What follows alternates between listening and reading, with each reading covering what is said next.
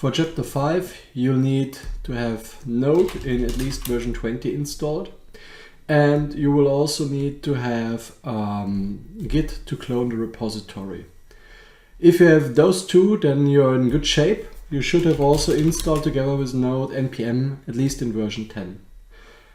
Now, looking at the example with the pipeline, what you need to do is after you cloned it, you run npm-i or npm install. This will install all the dependencies from this mono repo.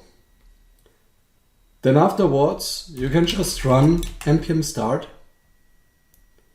and it will actually start both things, and it will run it at port 1234.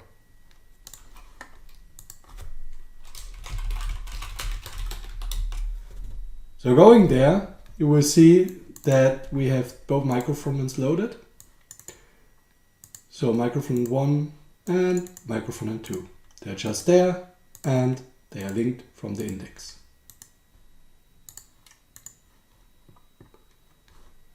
Looking back at the code, what did we start? We started the micro frontends. They come with their own views. The views are written using the templating language Packt. And the micro frontends look exactly as you've seen in the browser. Now, the app is there to combine it and just to link it. That's the pipeline example. Second example, in chapter 5, you will need to have Node in at least version 20 installed. Together with Node, you should have also npm in at least version 10 installed, and you will need Git to clone the repository from GitHub.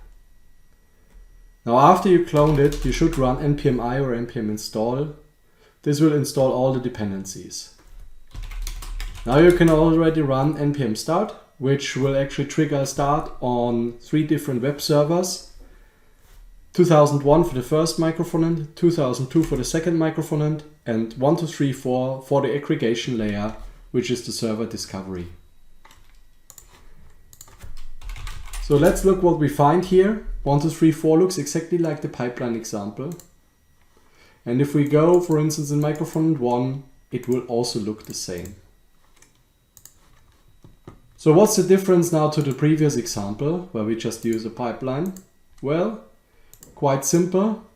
We have in the app.js of the aggregating layer running at port 1234 a lookup table that actually maps the different micro frontends to the different ports. Now we haven't seen those in the browser. So what's actually happening is that we have a proxy installed, and this proxy will actually go via the lookup table to the respective ports and show the results. Now if something is not working, we will send back something went wrong, right?